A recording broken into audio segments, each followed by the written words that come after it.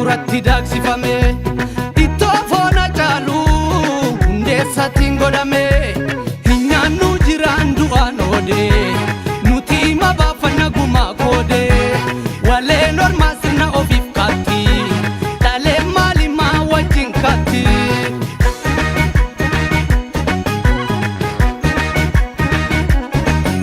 Bu'aa qeerroof qarree ce'umsaa wal garree faffacaatii dhammaa waan jettuuree lammaa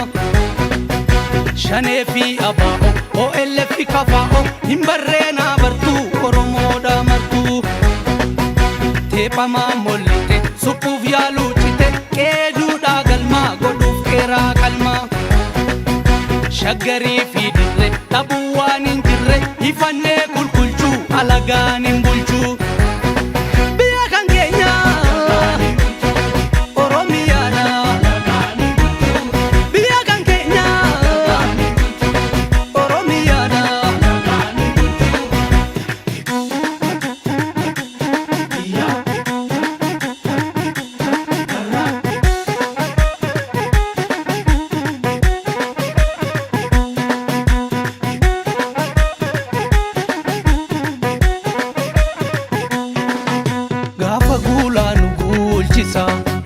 Gaafa duulaa nu duulchisa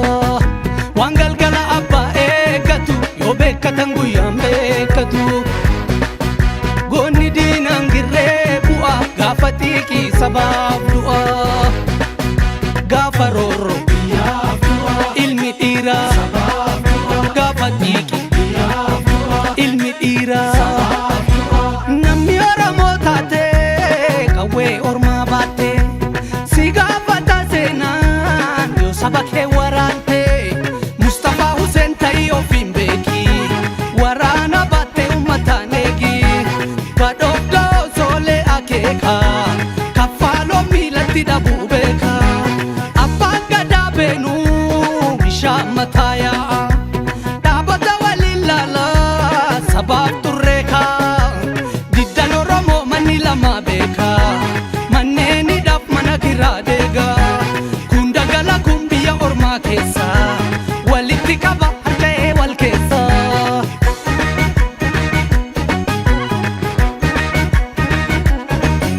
Karrayyuu fi itu oboo maatii torba sabbuu eegii ulaa weerartuu orgobbaa